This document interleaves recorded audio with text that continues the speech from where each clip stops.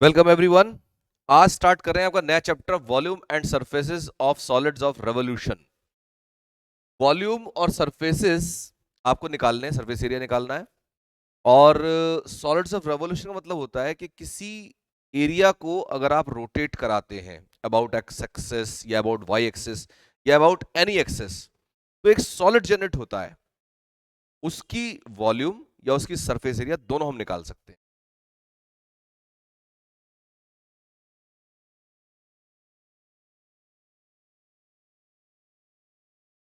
तो पहले हम लेंगे वॉल्यूम।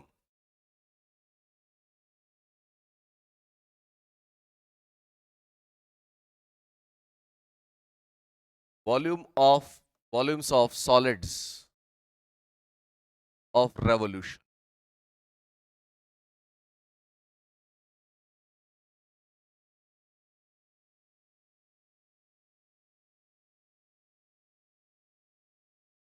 तो जी इसमें आइए, जैसे मान लीजिए अगर मैं आपसे कहूं कि एक सर्कल है और इस सर्कल को आपको रोटेट कराना है अबाउट एक्स एक्सिस, तो क्या एक ग्लोब जनरेट होगा? अगर सर्कल को अबाउट एक्सिस रोटेट करा दें, हम ऐसे रोटेट करा दें, तो एक बॉल जनरेट होगी, एक ग्लोब जनरेट होगा, एक स्फीयर जनरेट होगा। ठीक है। इसमें भी एक बात ये ध्यान रखनी है कि अगर ये रिंग है, छल्ला है ये, और फिर से रोटेट करा रहे हैं, तो केवल सरफेस बनेगी, केवल सरफेस बनेगी। मतलब जो बनेगा अंदर सॉलिड तो होगा, अंदर से भरा हुआ नहीं होगा। और अगर मान लीजिए आप इसकी शीट लेते हैं और फिर घुमा रहे हैं, तो एक सॉलिड बनेगा, स्फीयर, जो अंदर से भरा हुआ होगा। ठीक है। ये इंपॉर्टेंट है, ध्यान रखना कि अंदर से भरा हुआ है या नहीं है, शीट है या रिंग है। तो एक तो बात हुई ये। दूसरी बात ये कि अगर आप इसे रोटेट करा रहे हैं, तो रोटेट कराने में जिस सरफेस को आप या जिस एरिया को घुमा रहे हैं, आपको इंटीग्रेशन उसी के हिसाब से करना है। अब मान लीजिए आपके पास एक, तो जैसे मैंने लिया स्फीयर, अगर मान लो एक और ले लेता हूं फिगर में। अगर मान लीजिए एक ये ट्रायंगल है, ठीक है, इस ट्रायंगल को ओ ए बी ट्रायंगल ले लेते हैं, इसको रोटेट कराते हैं अबाउट एक्स एक्सिस, तो एक कोन जनरेट होगा। और वो कोन जो है कुछ इस तरीके का कोन जनरेट होगा। ठीक है ना, ऐसा कोन जनरेट हो जाएगा। तो आपको ध्यान देना है कि सरफेसेस क्या बना रही हैं। ठीक है, जिस तरह सरफेस बन रही है उस पर हम काम करेंगे। तो जो सॉलिड है आपके, वो आपको इवेल्युएट करने हैं उनका वॉल्यूम। इसको छोटा कर लेते हैं।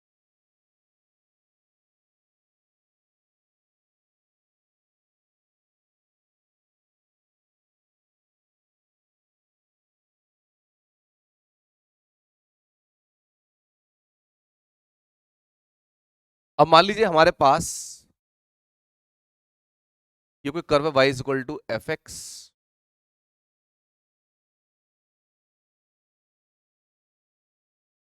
Curve y is equal to f x, और आपको ये जो एरिया बना ए बी सी डी, ठीक है, ये x इक्वल टू ए से बाउंडेड है, x इक्वल टू बी से यहां से बाउंडेड है, ये पोर्शन है, ये एरिया है, इसको हम रोटेट करा रहे हैं अबाउट एक्स एक्सिस। तो जो सॉलिड जनरेट होगा उसका वॉल्यूम चाहिए हमें। तो इसके लिए हम क्या करेंगे, यहां पर एक छोटी सी मैं स्ट्रिप मानूंगा, पतली सी, जिसकी मोटाई ले लीजिए dx और लंबाई ले लो y, जिससे कि यहां पर जो पॉइंट है वो x, y हो जाएगा। ठीक है। अब आप समझो, आप इस स्ट्रिप को रोटेट करा रहे हो अबाउट एक्स एक्सिस। ऐसा समझना जैसे पेन है, ये पेन की मोटाई मान लो dx, लंबाई मान लो y। अब मैंने इसको ऐसे रोटेट कराया, फाइंड इट, ऐसे रोटेट करा रहा हूं मैं इसे। ठीक है, ये ऐसे रोटेशन मान लो, कैसे मान लो, ऐसे रोटेट कराया मैंने, क्या चीज बनेगी? रिंग क्यों बनेगी? डिस्क बनेगी। और सॉलिड डिस्क होगी जिसके अंदर भरा हुआ है पूरा। आप घुमाओ उसे, ऐसी डिस्क बनेगी। वो जो डिस्क बनेगी उसकी रेडियस कितनी होगी? वाई। ठीक है, तो उसका एरिया कितना आया? पाई वाई स्क्वायर, पाई वाई स्क्वायर। और मोटाई कितनी है? dx। तो इसका वॉल्यूम कितना होगा डिस्क का, pi y square into d x. तो जो वॉल्यूम ऑफ एलिमेंट्री डिस्क आएगा, volume of elementary disc,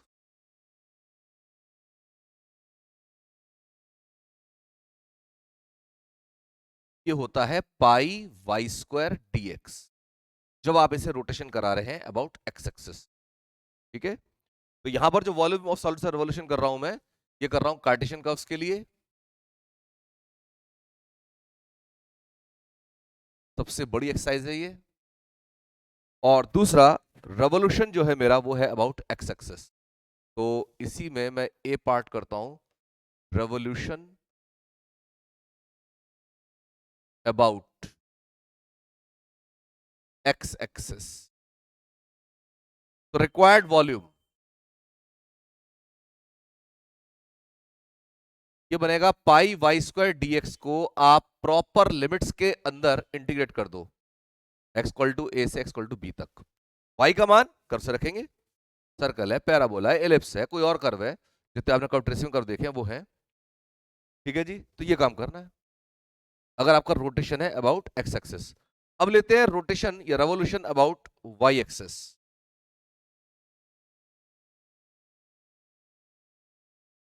revolution about y axis. अब यहां पर जो हमारे पास ये एरिया मान लेता हूं मैं, और ए बी सी और डी, तो आप इसमें स्ट्रिप लेंगे इस तरह से। इस बार डी वाई मोटाई हो गई और एक्स इसकी लंबाई हो गई, पॉइंट तो अभी भी एक्स वाई रहेगा, कर्व अभी भी y equal to f x ही है। तो रिक्वायर्ड वॉल्यूम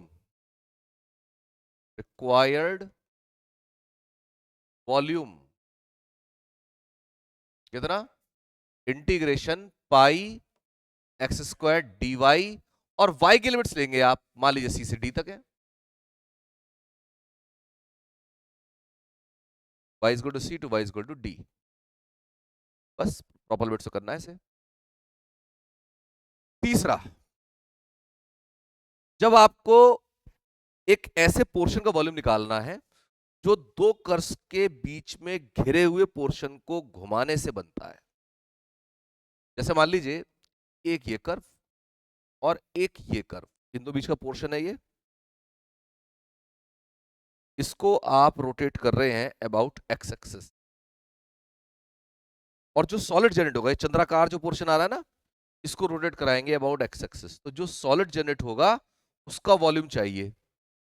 अब ध्यान करना, ये जो वॉल्यूम मैं कह रहा हूं निकालना है मेरे को, अगर मैं इतना पोर्शन रोटेट कराता हूं तो जो वॉल्यूम बना, और इतना पोर्शन रोटेट कराया जो वॉल्यूम बना, तो बड़े वाले छोटे वाला माइनस कर दो, यही वाला आएगा। ठीक है, तो इसके लिए फॉर्मूला भी ऐसे चलेगा, ये मान लीजिए हो गया y1 बड़ा वाला, छोटा वाला y2। तो आपका जो रिक्वायर्ड वॉल्यूम है, तो volume of solid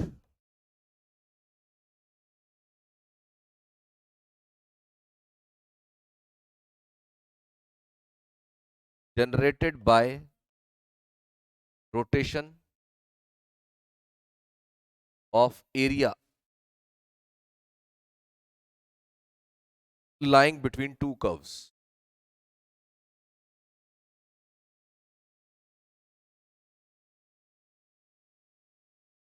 required volume, इसके लिए आपको केवल करना है pi y1 square minus y2 square dx, integration वही x equal to a to b, जो इनकी कॉमन लिमिट्स है। ठीक है, कुछ नहीं करना। अब इसको अलग करना चाहो तो देखो, पाई y1 स्क्वायर dx और पाई y2 स्क्वायर dx, तो बड़े वाले वॉल्यूम में छोटे वाला वॉल्यूम माइनस कर रहा हूं मैं, ये डायरेक्ट फॉर्मूला इस्तेमाल करो इसे। ठीक है, इतना काम हमें कार्टेशियन में करना है।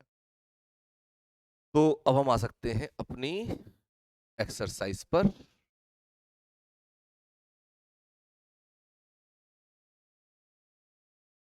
हाँ, अब इसमें एक दो चीजें और इंपॉर्टेंट बीच में बताता चलूंगा मैं।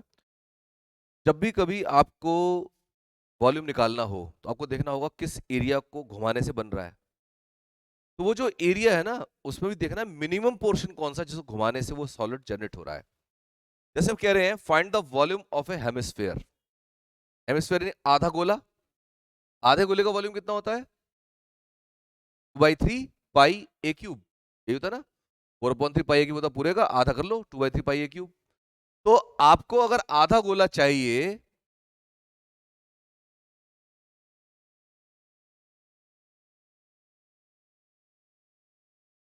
तो वो आधा गोला, जो ध्यान से देखना, अगर मैं इसको रोटेट करा दूं अबाउट एक्स एक्सिस तो वो आधा गोला बन जाएगा। ठीक है बात। लेकिन वही आधा गोला आपका केवल अगर मैं एक क्वाड्रेंट को घुमाता हूं वो भी तो जनरेट होगा सेम। तो आपको लिमिट्स इससे लेनी है, छोटे वाले से, मतलब मिनिमम पीस से जो आपका वॉल्यूम जनरेट हो रहा है उस मिनिमम पीस से आपको लिमिट्स लेनी है हर बार। ठीक है। तो एक तो मुझे कर्व के क्वेश्चन चाहिए, तो कर्व हो गया हमारा x² plus y² is equal to a² circle. हम इसको घुमाएंगे अबाउट एक्स एक्सिस तो हमारा सॉलिड जो जनरेट होगा उसका वॉल्यूम चाहिए। तो इसमें अब स्ट्रिप मान लीजिए, इसकी मोटाई dx है, हाइट y है, पॉइंट x का y है, इतना जरूर दिखा दो, बाकी और ज्यादा जरूरत नहीं है। फिगर में जितना सारी चीज दिखाओ तो बढ़िया रहता है। उससे क्या होता है, आपका जो इधर लिखने वाला मैटर है ना वो थोड़ा कम हो जाता है। नहीं भी लिखोगे, कम भी लिखोगे तो चलेगा। फिगर को खूब आप हाईलाइट करो। फिगर में जितनी ज्यादा चीजें उसमें डाल सकते हो डालनी चाहिए। तो required volume of hemisphere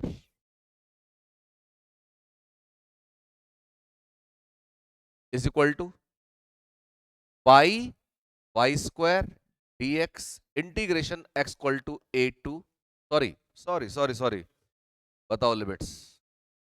x equal, ये पॉइंट 0 0 है यहां पर, 0 से a, और ये a0, तो x की लिमिट होगी 0 से a तक।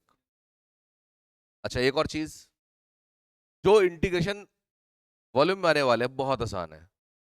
आपके रेक्टिफिकेशन वाले वॉल्यूम अंडर रूट सारे थे, ठीक है, उनमें अंडर रूट्स में काम करना पड़ता है, अंडर रूट को सुलझाना पड़ता है भाई। प्लस के अंडर रूट से बाहर आ जाए तो बहुत अच्छा, वरना अंडर रूट वाला इंटीग्रेशन करना पड़ेगा। इसमें वो चीज नहीं है, यहाँ तो पहली होल स्क्वायर है y²। अगर y होगा भी ना अंडर रूट में तो y² तो उसे पूरा ही कर देगा। तो यहाँ पर इंटीग्रेशन आसान आने वाले हैं, बिल्कुल आप खुल के करिए इंटीग्रेशन। इसकी अगली वाली जो बात आएगी जिसमें सरफेस एरिया आएंगे वहां थोड़ा सा फिर अंडर रूट फिर आते हैं, वो कोई बात नहीं, सब हो जाएगा। पाई y² का मान a² minus x² dx, limits x की हो गई 0 से लेकर के a तक, इंटीग्रेशन कर दो, ये हो गया a²x minus x³ upon 3, limits हो जाएंगी 0 से लेकर के a तक। तो पाई, और ये हो गया a³ माइनस a³ बाई 3, हो गया 2a³ बाई 3। तो 2 पाई a³ बाई 3 आंसर, क्योंकि वॉल्यूम होता है, बाई इंटीग्रेशन में निकाला। बढ़िया सवाल। ठीक है, next. Find the volume of a spherical cap of height h cut off from a sphere of radius a. पहले जरा सवाल समझ लेंगे क्या कहना चाह रहा है, बाकी काम फिर आसान है।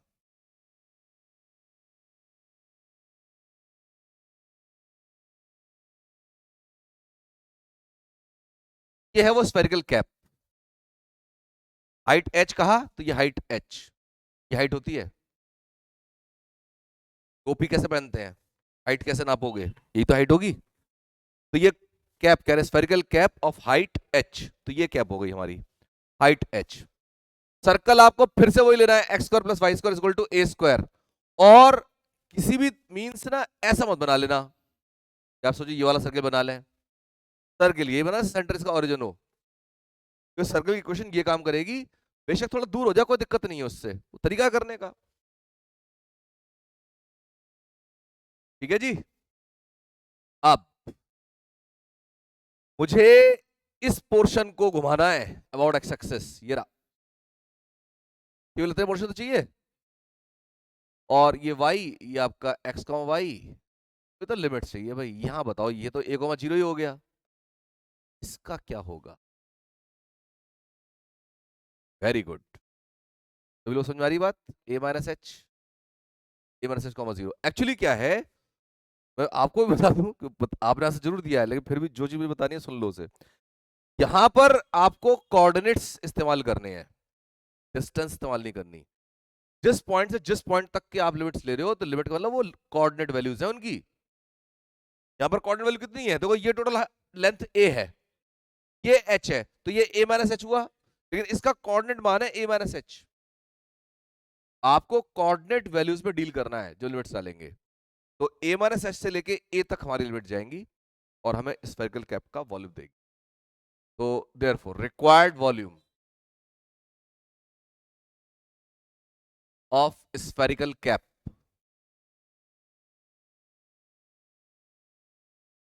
Late it be v integration pi y square dx, और x की लिमिट्स a माइनस एच से लेकर के a तक।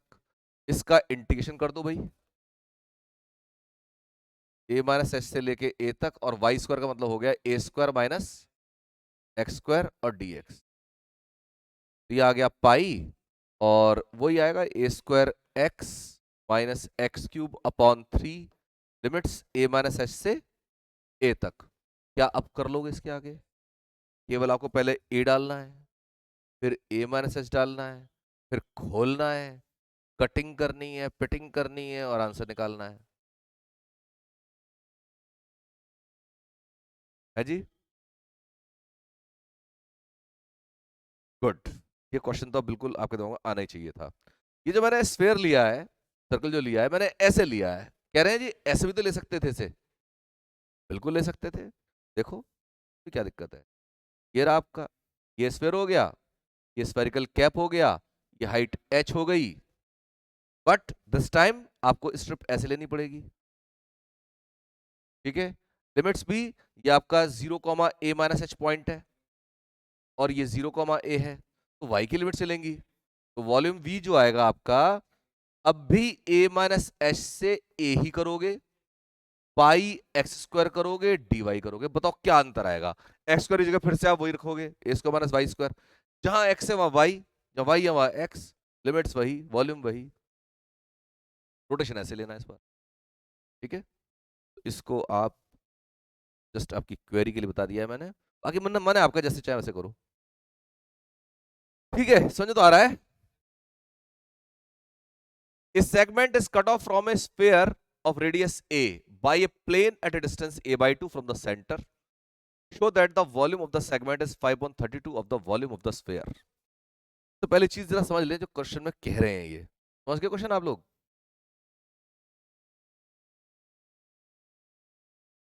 तो ये तो आपका स्फीयर हो गया है ना। कह रहे हैं a by 2 distance of plane से काटा गया ऐसे। A segment is cut off from a sphere of radius a by a plane at a distance a by 2। ये रहा a by 2 साहब, ये काट दिया, x equal to a by 2। Plane से काटोगे, इसमें मतलब नाइफ से आपने बॉल काट दी। तो ये वाला जो पोर्शन आया इसका वॉल्यूम पूछ रहा है, और कुल मिला के बात करो तो पहले जो h था और वो a by 2 हो गया है।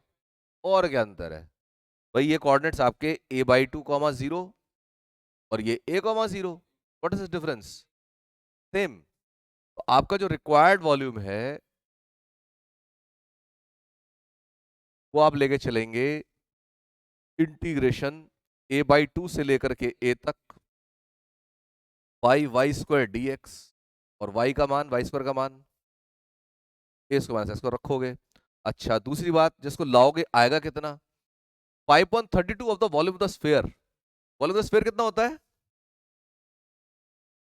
4/3 पाई a क्यूब, ठीक है। इसका 5/32वां भाग, यानी आपका जो आंसर आ रहा होगा 5.32 इंटू 4 पाई/3 a क्यूब।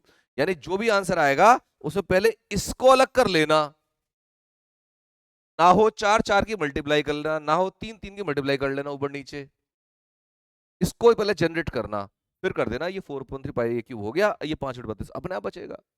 या 5/32 बना लो, ये अपना बन जाएगा। ठीक है ना, कान कैसे पकड़ लो। तो ये बनाते फिर कहते हैं ना ये volume the sphere of radius a. कर लोगे, ये कराऊं? देख लो, मतलब ऐसे कोई जबरदस्ती वाली बात नहीं है। क्यों जी दीपांशु जी, है जी?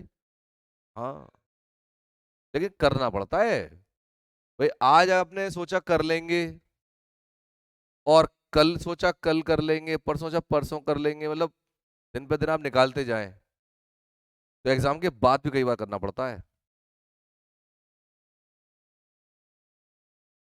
समझना बहुत जरूरी है। The part of the parabola y square is equal to 4ax cut off by the letter sectum revolves about the tangent at the vertex. Find the volume of the reel thus generated. देखिए ये यहां पर जो कह रहे हैं, ये हुआ आपका पैराबोला, ठीक है। और ये रही लेटस रेक्टम। लेटस रेक्टम की खास बात क्या होती है? a,0 पर परपेंडिकुलर लाइन होती है, और जितनी ऊपर उतनी नीचे। a,2a इसका वर्टेक्स, सॉरी इसका कॉर्नर यहां होगा, एक a,2a माइनस का यहां होगा। ठीक है जी। क्या कह रहे हैं? Parabola y square equal to 4ax, कोई एतराज की बात नहीं है साहब। क्या कह रहे हैं? Cut off by the latus rectum, latus से काट दिया। Revolves about the tangent at the vertex. ये जो पोर्शन आएगा इसको रोटेट कराने अबाउट वर्टेक्स, वर्टेक्स पर जो टेंजेंट है। Find the volume of the reel दस जनरेटेड।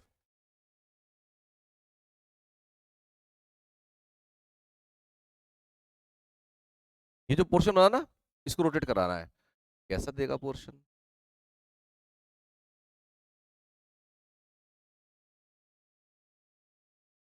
सिलेंडर नहीं है साहब।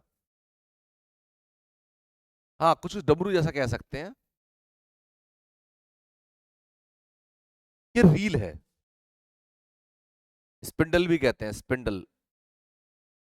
ऐसे ये बन रही है ये चीज, समझ रहे? इसका वॉल्यूम निकलवा रहा है आपसे। समझ बात आ गई? अब जो रोटेशन होगा वो होगा वाई एक्सिस के अबाउट, तो स्ट्रिप ऐसे मानोगे। तो ये आपका हो गया एक्स, ये हो गया dy। जितना वॉल्यूम ऊपर है उतना ही नीचे भी है, डबल करेंगे। तो required volume of the reel, late it be v। Double तो कर ही लो, फिर आएगा इंटीग्रेशन। आपको करना पड़ेगा एक्स स्क्वायर डी वाई, और y की लिमिट्स कहां से कहां तक?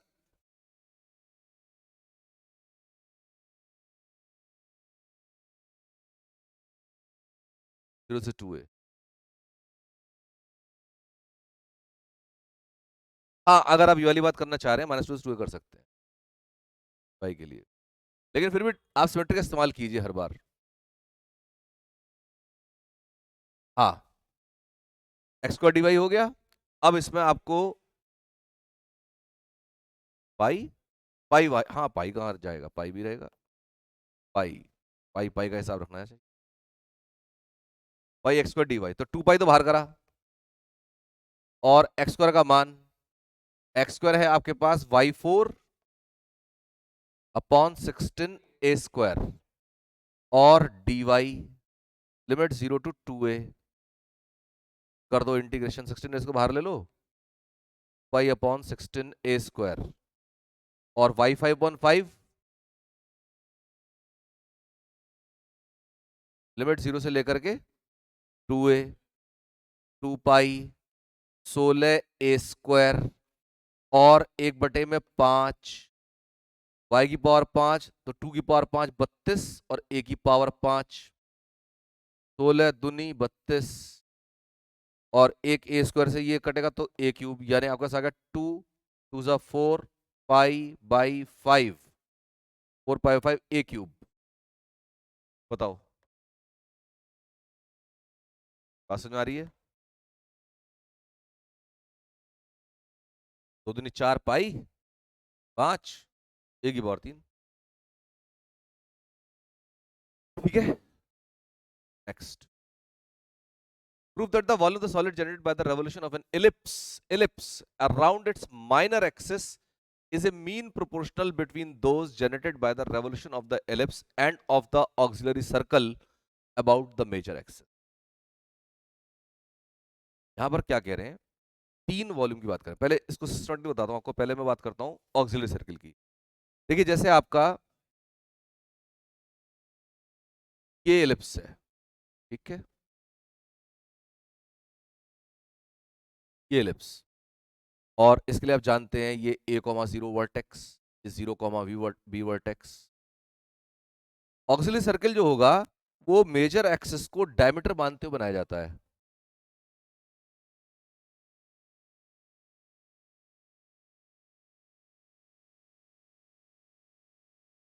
लग रहा है सर्किल सा?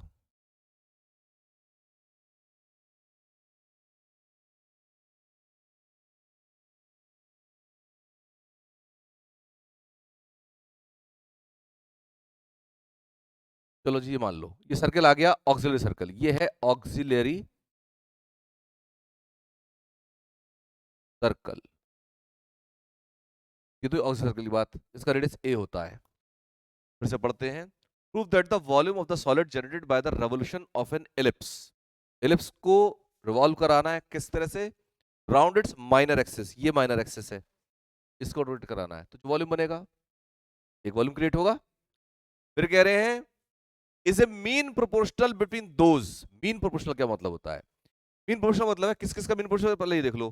Between those generated by the revolution of the ellipse and that of the auxiliary circle about the major axis. Means ये होगी मेजर एक्सिस, इसके अबाउट एलिप्स को घुमाओ, एक वॉल्यूम जनरेट होगा. इसके अबाउट ऑक्सिलरी सर्कल घुमाओ, एक स्फीयर जनरेट होगा. इन दोनों के वॉल्यूम का मीन प्रोपोर्शनल है जब आप एलिप्स को घुमाओगे अबाउट माइनर एक्सिस. तीन वॉल्यूम निकालने हैं. पहला वॉल्यूम मैं निकालूंगा मेजर एक्सिस के अबाउट एलिप्स के लिए. दूसरा निकालूंगा इस स्फीयर का अबाउट मेजर एक्सिस. दोनों का आ जाएगा. अब मीन प्रोपोर्शनल क्या मतलब है? मीन प्रोपोर्शनल मतलब है कि दोनों के जो वॉल्यूम निकाले, दोनों का प्रोडक्ट करो और अंडर रूट ले लो. दोनों का प्रोडक्ट करो, यानी वॉल्यूम किसका? एक तो एलिप्स का मेजर एक्सिस आउट और एक ऑक्सिलरी सर्कल का मेजर एक्सिस आउट. तो जो वॉल्यूम बने हमारे, उनका हमें करना है प्रोडक्ट, और उसका लेना फिर अंडर रूट. वो होता है मीन प्रोपोर्शनल, जो वर्ड इन्होंने इस्तेमाल करा है. बन गया ये मीन प्रोपोर्शनल. मीन प्रोपोर्शनल का मतलब ये है, जैसे मान लीजिए मैं कहूं ए और बी का मीन प्रोपोर्शनल क्या होगा, तो ए और बी का मीन प्रोपोर्शनल ये होगा. मैं कहूं एक्स वाई का मीन प्रोपोर्शनल क्या होगा, ये होगा. प्रोडक्ट करो और अंडर रूट लो, ये एसेंस. ठीक है.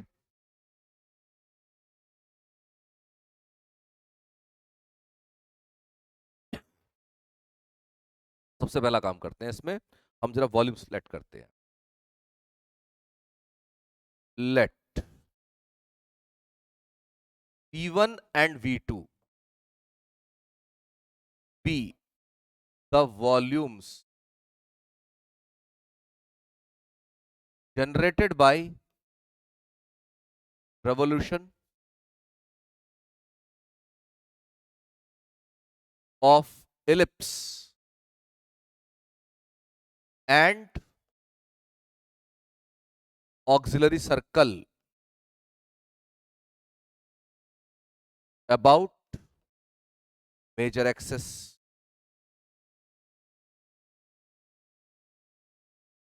Also let V be the volume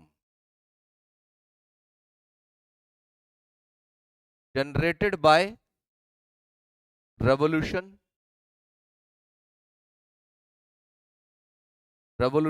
of ellipse about minor axis. Then to show V is equal to under root of V1 V2. Agree? Minor axis के अबाउट जो volume generate हुआ वो mean proportional होना चाहिए major axis के about दो volumes. कौन कौन से? एक ऑक्सिलरी सर्कल वाला और एक एलिप्स वाला. ऑक्सिलरी सर्किल से जो बनेगा वो एक स्फीयर होगा और वो ए रेडियस का होगा, उसका वॉल्यूम 4/3 पाई ए क्यूब होगा। मैं इसको डायरेक्ट लिखूंगा क्योंकि पहले काम है मेरे पास करने के लिए। तो ऐसा नहीं तीनों के लिए अलग अलग हम इंटेंशन कर रहे हैं, तो इसको हम बचत कर सकते हैं इसमें, क्योंकि ये एक हाईलाइटेड पीछे कर भी लिया हमने। और दूसरी बात ये बहुत ही आसान चीज में माना जाता है, क्योंकि ये आप 9th क्लास से 10th क्लास से पढ़ते आते हैं मेंसुरेशन में कितना होता है। तो आप इंटेंशन निकाल रहे हैं, आप ऐसे नहीं इंटेंशन इस्तेमाल नहीं कर रहे, उसके बिना निकाल रहे हो, वो तो हम यूज कर रहे हैं एक का। फिर भी किसी को लगेगा भाई घाटे का सौदा जा रहा है, क्वेश्चन 10 नंबर का, ये 5 नंबर का हम करके दिखा रहे हैं, निकाल दो उसे भी, क्या देर लगनी है, अभी देखा था पीछे। ठीक है, लेकिन मैं फिर भी कहूंगा कि V2 जो है हम अब डायरेक्ट लिख लेते हैं।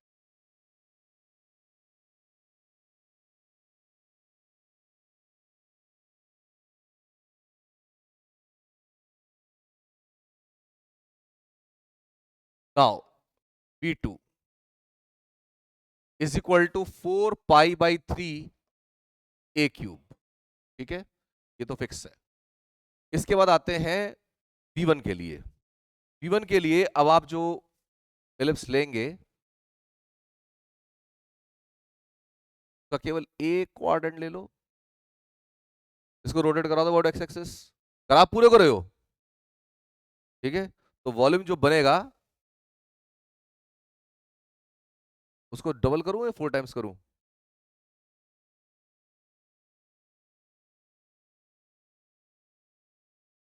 ऐसे घुमा रहा हूं मैं, 2 टाइम्स ही होना चाहिए। बिल्कुल सही बात है, 2 टाइम्स ही होगा, क्योंकि नीचे वाले पोर्शन का कोई काम नहीं है ना, वो तो जो वॉल्यूम उससे जनरेट होता है वो इसी से हो जाएगा, मिनिमम पोर्शन से।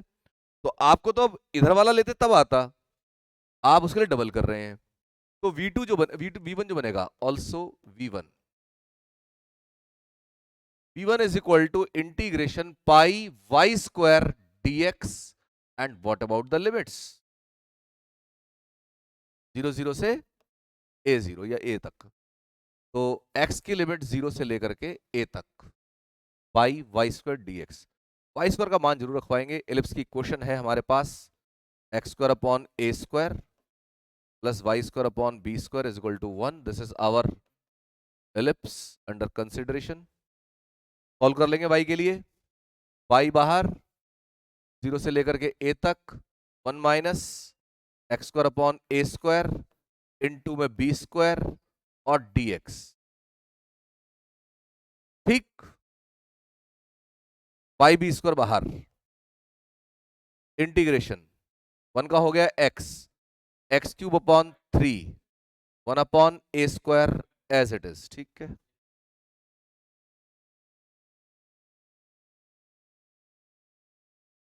Limit 0 to a।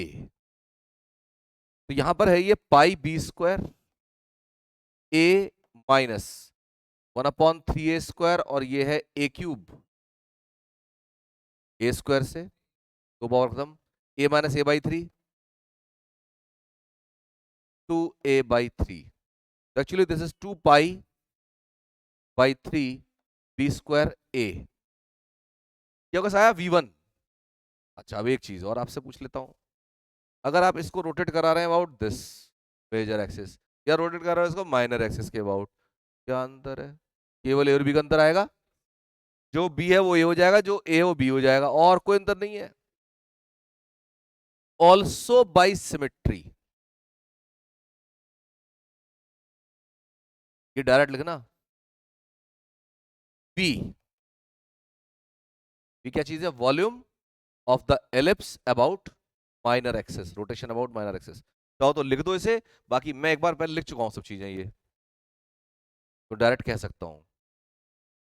तो v is equal to pi integration कितना, अच्छा पाई की जरूरत क्या, अब तो डायरेक्ट लिखूंगा, सिमेट्री से लिख रहा हूं मैं भी, कहने के बाद उधर चला गया।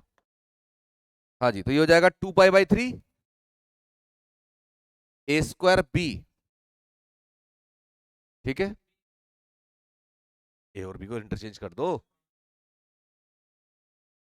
नाउ अब आप ले लो V1 इंटू V2 का अंडर रूट। V1 2/3 पाई, ये एक मिनट, डबल तो करा ही नहीं,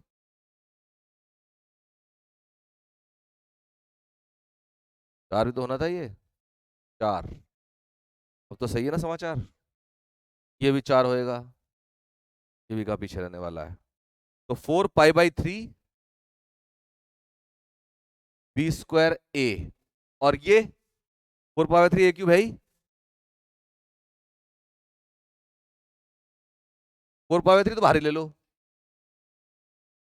और बी स्क्वायर का बी आएगा, A4 का ए स्क्वायर आएगा, और ये वी है आपका, हेंस प्रूव्ड। यही तो लाता था। ठीक है, तो सिस्टमैटिक वे में करेंगे, कोई दिक्कत नहीं आएगी। क्यों जी, आज ही करेंगे। Next, find the volume of the solid generated by the revolution of an arc of the catenary y is equal to c cos hyperbolic x upon c about the x axis, x अक्ष के परितः घुमाने से। ये क्या चीज है catenary, याद है कुछ? हाँ, क्या होता है, कैसा कर्व होता है, कैसा कर्व होता है ये?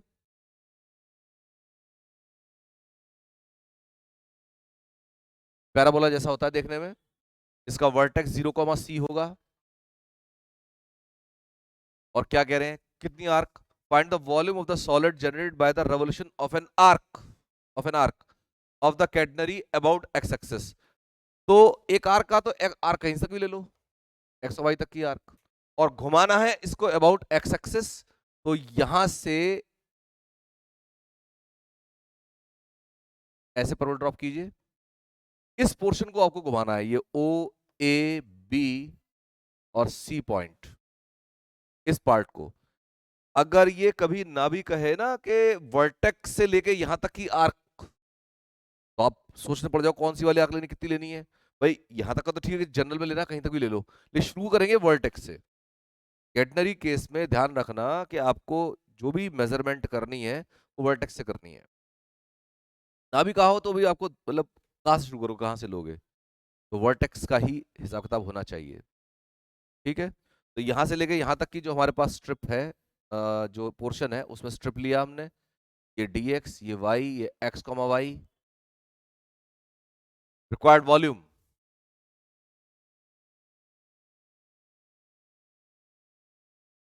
Volume v, integration pi y square dx, x की लिमिट्स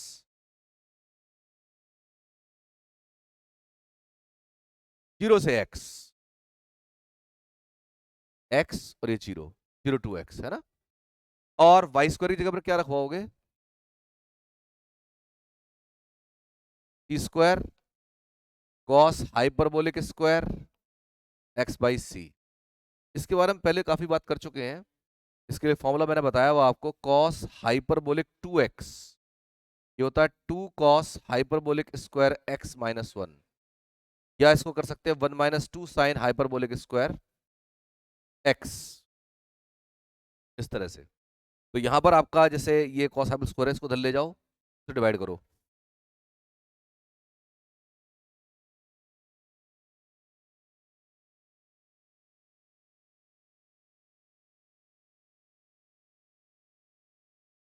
तो पाई सी स्क्वायर। ठीक है, कॉस हाइपरबोलिक स्क्वायर के लिए करेंगे तो 1 प्लस, पहले तो इसको लिख लेते हैं, 1 plus cos hyperbolic 2x upon c, x upon c 2x upon c हो जाएगा, और इस 2 से डिवाइड कर देंगे, और dx, बताइए, ये 1/2 भी बाहर, पाई सी स्क्वायर अपॉन 2, 1 का इंटीग्रेशन x कॉस हाइपरबोलिक का साइन हाइपरबोलिक प्लस का 2x अपॉन सी, और x का कोएफिशिएंट क्या है 2 अपॉन सी, तो 2 अपॉन सी से डिवाइड करेंगे तो c ऊपर जाएगा, तो c अपॉन 2 बनेगा ये, लिमिट 0 to x। जब 0 डालोगे तो सारा 0 हो जाएगा, साइन पर 0 0 होता है, x डालने से यही आएगा, तो ये आपका आंसर है, यानी पाई सी स्क्वायर अपॉन 2 और x प्लस c अपॉन 2 और sine hyperbolic 2x upon c, it's your answer.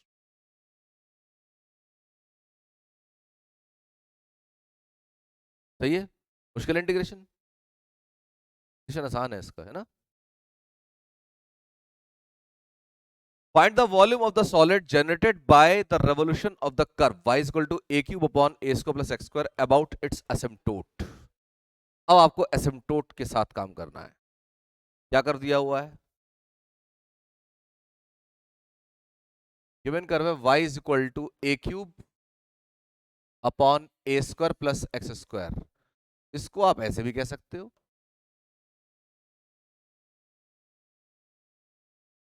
इसमें एक ही एसिम्प्टोट है।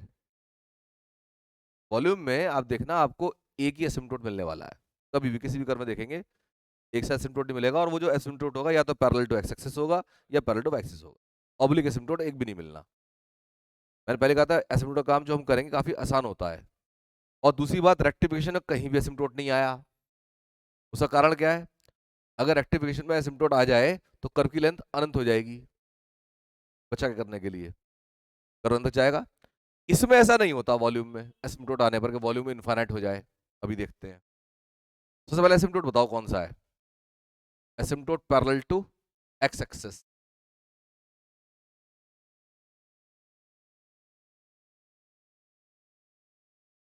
कौन सा है? y equal to 0।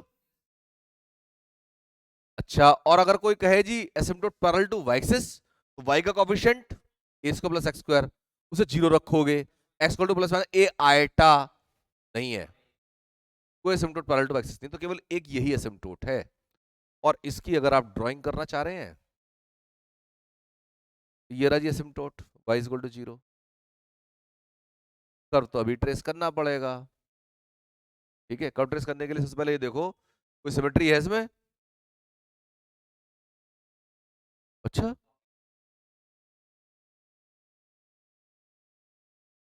X square आ गया, सारी पावर्स एक्स की गिवन है। इसको symmetry about y axis. Y axis जैसा कर इधर होगा वैसे इधर होगा। फिर क्या कर ऑरेंज होकर जाता है? मतलब अब जो पॉइंट हम बना रहे हैं तो ट्रेस में सारे लिखते हैं या नहीं लिखते, या केवल अपने दिमाग में रखते चलेंगे, पॉइंट्स को एक बार में बना देंगे। क्या कर्व ऑरिजिन होकर जाता है? नहीं जाता। एक्स को 0 वाई को 0 कर दें तो नहीं आ रहा इक्वल। ठीक है, तो ऑरिजिन होकर नहीं जाता। फिर पॉइंट ऑफ इंटरसेक्शन, एक्स को 0 करो वाई का मान आ रहा है, एक्स को 0 करो वाई का मान ए आ रहा है, यानी 0, ए पॉइंट हो गया। ठीक है, अब कोई और पॉइंट तो है नहीं। शिफ्टिंग करना चाहो कर सकते हो, बाकी मैं उस पर भी नहीं जा रहा, शिफ्टिंग नहीं करवा रहा आपसे इसमें। आप केवल ये चेक करना भाई कर्व कहाँ है कहाँ नहीं है।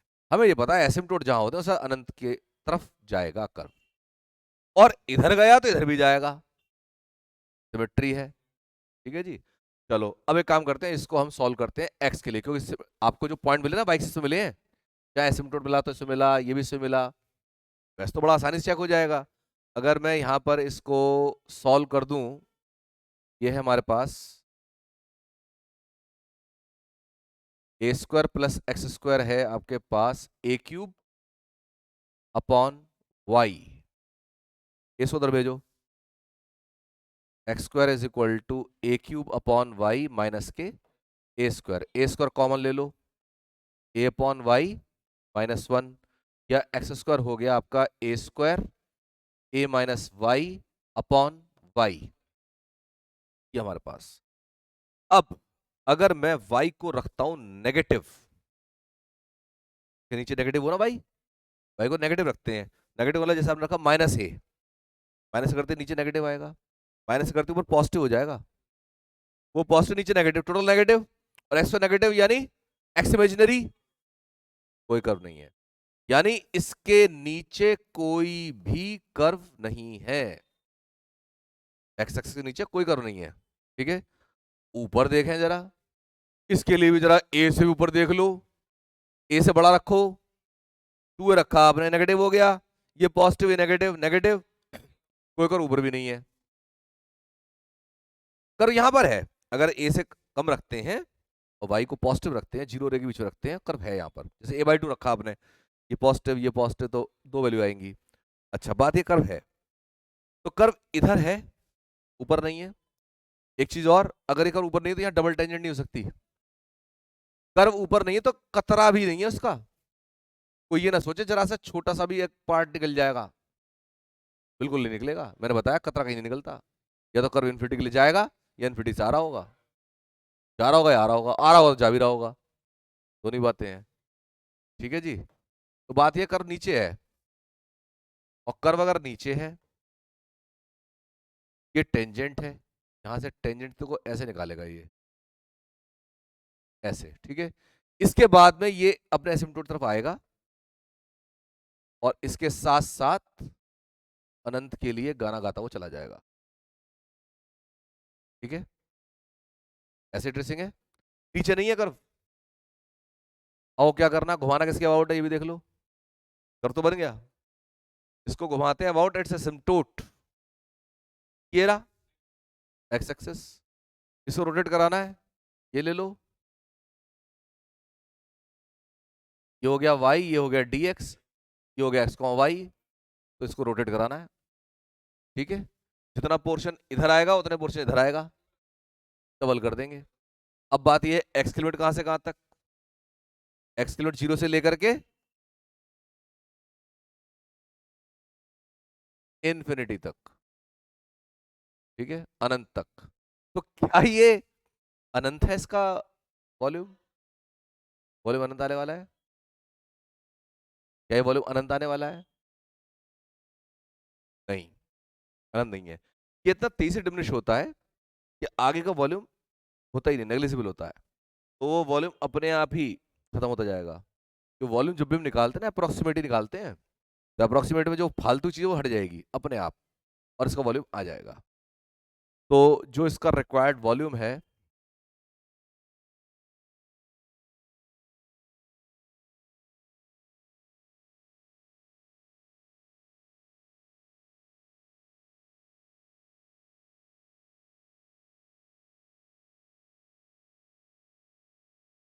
Required volume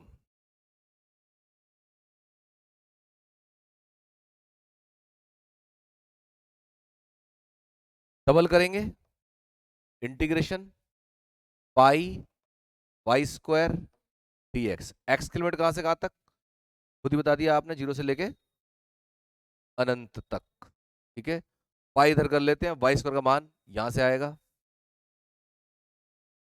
2 pi 0 to infinity, Y square यानी कि ये हो जाएगा a6 upon a square plus x square का होल स्क्वायर और dx।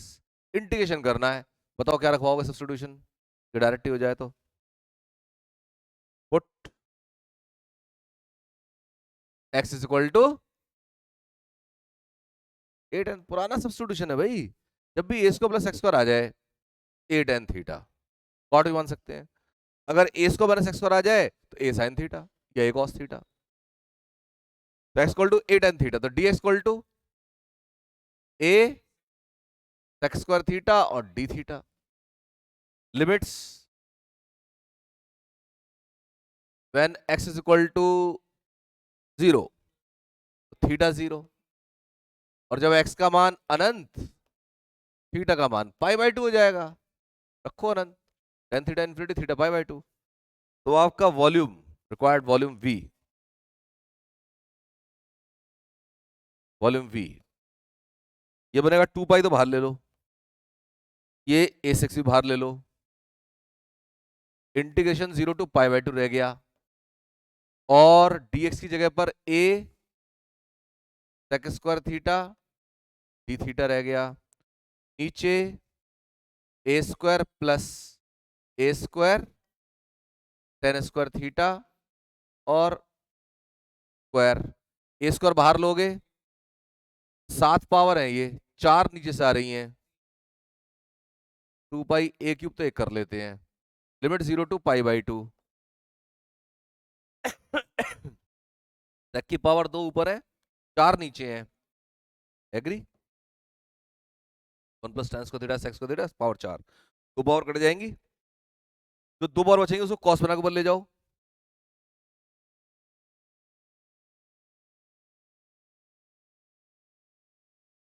Cos square theta D theta, बताओ बुलाओ वाली को, वाली 1/2 और पाई/2, यानी पाई स्क्वायर a³/2 आंसर। वाली पूरी बुला रहा है।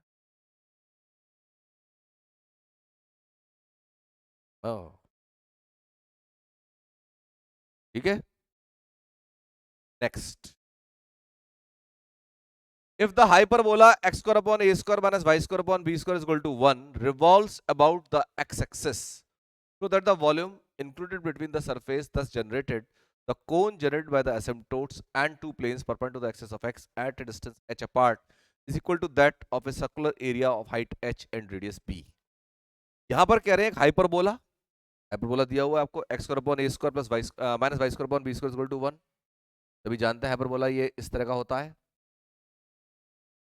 ठीक है, revolves about the axis of x, ठीक है करने दो। so that the volume included between the surface thus generated, जो surface बनेगी वो the cone generated by the asymptotes, asymptote ध्यान है, ये asymptote है, इसके निकाले आप लोगों ने, ये होते हैं y is equal to plus minus b x upon a, b upon a x, ये वाला आएगा माइनस का और ये वाला प्लस का। y is equal to plus minus b x upon a, और नहीं मालूम तो निकाल लो, कहाँ दिक्कत है, निकल जाएगा नहीं। ऑब्लिक एसिम्प्टोट, ऑब्लिक एसिम्प्टोट इसमें निकलेंगे ऑब्लिक एसिम्प्टोट। तो कह रहे हैं hyperbola revolves about x axis और इसके एसिम्प्टोट भी घूम रहे हैं। एसिम्प्टोट घुमाने से बनेगा कोन, एसिम्प्टोट घुमाने बनेगा कोन, इसको घुमाने से एक सरफेस इसकी घुमाने से बनेगी, लेकिन बीच में ना कुछ चीज बन रही है। क्या बन रही है? The cone generated by the asymptotes and two planes perpendicular to the axis of x, two planes perpendicular to the axis of x at a distance h apart is equal to that of a circular cylinder है ये, of a cylinder होगा, देखना जरा, of a cylinder, circular cylinder ना यहाँ पर, circular cylinder of height h and radius b। ठीक, तो मैं जरा फिगर को दोबारा बना रहा हूं क्योंकि फिगर समझ में आ गई है आपके, और फिगर जो हम बनाएंगे जितनी हमें जरूरत है उस हिसाब से बनाएं।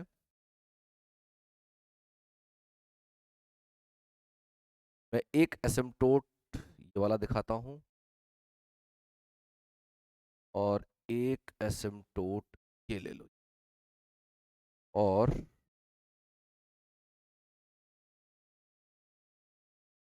ये है मेरा हाइपरबोला।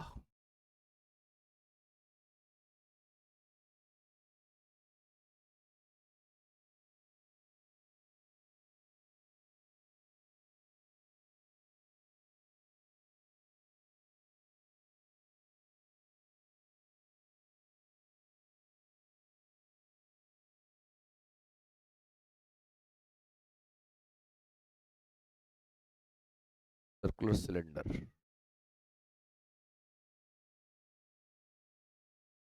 ठीक।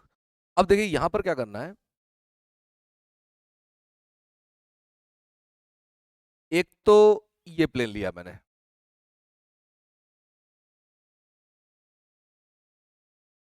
एक ये प्लेन लिया और एक ये प्लेन लिया, इन दोनों प्लेन से काटा इसको, जब ये घूम करके बॉडी बन चुकी ना उसकी, कैसे समझाऊं आपको मैं, जैसे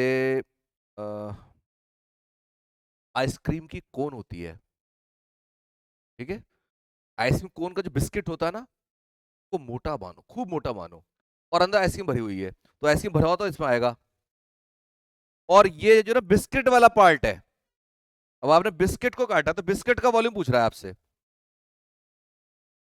समझ रहे, बाहर वाला कौन हो गया, अंदर वाला ये सरफेस आ रहा है हाइपरबोला से, तो बीच में फिलिंग है ना यहां पर ये, और ये फिलिंग ऐसे है,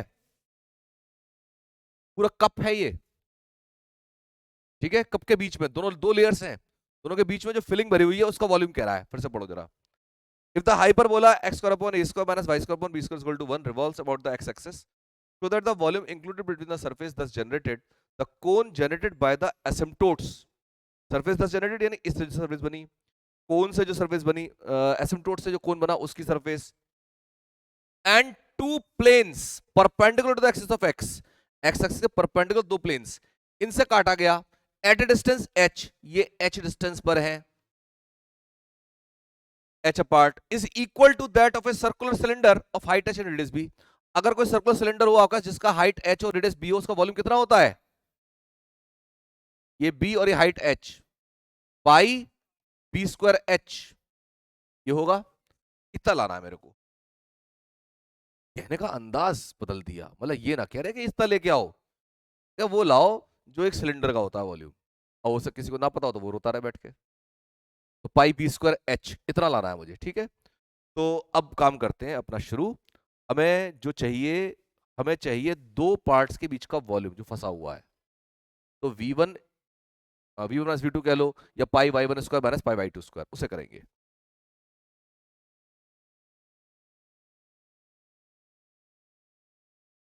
रिक्वायर्ड वॉल्यूम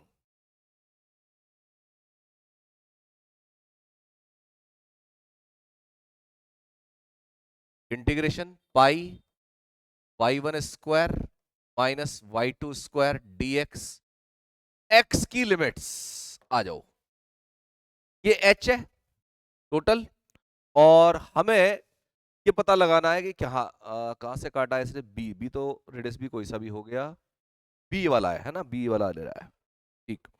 तो एक काम करते हैं, हम इतनी डिस्टेंस कुछ मान लेते हैं, इतनी डिस्टेंस को कुछ मान लो, जैसे मान लिया c मान लिया मैंने, यहां से तक की डिस्टेंस c मान लिया, तो c को 0 इसका कोऑर्डिनेट हो जाएगा, c प्लस h इसका कोऑर्डिनेट हो जाएगा, आ जाएगी बात पकड़ में। ये डिस्टेंस c मान ली मैंने यहां से यहां तक, ये c को 0 इसका, c प्लस h को 0 इसका, ये c एलिमिनेट हो जाना चाहिए क्योंकि c कहीं फिगर में नहीं आ रहा, ये हमने अपनी सुविधा के लिए बनाया है, आंसर में कहीं c नहीं आएगा, ये कहीं ना कहीं एलिमिनेट होगा। तो x की लिमिट लेंगे आप c से लेकर के c प्लस h तक, लिमिट की बात हो गई। अब बात आती है y1 की, x इक्वल टू c से लेकर के c प्लस h, पाई बाहर ले लेते हैं, y1 स्क्वायर, y1 यानी कोन का, कोन का मैंने बताया आपको y equal to bx upon a है, हम केवल ऊपर वाले हाफ की बात करें, निचले हाफ की जरूरत नहीं है हमें, वॉल्यूम दूसरी से जनरेट होगा ना, तो y equal to bx upon a asymptote, तो पाई तो भर गया bx अपॉन a का होल स्क्वायर माइनस, ठीक है। यहां पर जो y1 है, y1 है आपका bx upon a, for asymptote. फिर आ जाइए y2, यानी आपका एलिप्स, एलिप्स के लिए सॉल्विंग करनी है, सॉल्विंग करेंगे तो ये तो इधर गया, ये इधर आया, तो x square upon a square minus 1, x square upon a square minus 1 into में बी स्क्वायर और आएगा, इंटू में बी स्क्वायर, ठीक है जी, थोड़ी स्पाइसी हो जाए, ये b square x square upon a square, b square x square upon square, साफ पाई सी से लेके सी प्लस एच, तो यहां पर ये हो गया प्लस का बी स्क्वायर, और इसके बाहर डीएक्स कौन लिखा जाएगा, और ये डीएक्स, ठीक है जी, ये थोड़ा झगड़ा खत्म हो गया। और अब ये बी स्क्वायर बाहर ले लो, एक्स आ गया इंटीग्रेशन इसे सी प्लस एच, तो pi b square c plus h minus c, ये बेचारा ऐसे कट गया, हमारा आंसर आ गया, is equal to volume of circular cylinder of height h and radius b. दुश्मन को जवाब उसी के शब्दों में देना चाहिए, ठीक है कि नहीं? आगे समझ सवाल? मुश्किल है? कहीं ना मुश्किल, सही कहाँ है, आसान है भाई। ये तो आपको मान के चलना पड़ेगा, अगर कोई काम मैं 1 घंटे में कर रहा हूँ, आपको 2 घंटे तो लगेंगे घर जा करके, ये तो लगेगा। मैं समझा भी रहा हूँ, कर भी रहा हूँ, और आपको फिर कुछ कैलकुलेशन छोड़ दी तो वो खुद करनी है, फिर दोबारा पूरा आप बनाओगे लेक्चर तो फिर से टाइम तो लगेगा, ठीक है? कितना करो आज, ठीक है? कल इसमें और निपटाते हैं क्वेश्चंस, इसी एक्सरसाइज के होंगे पहले। Okay, all the best.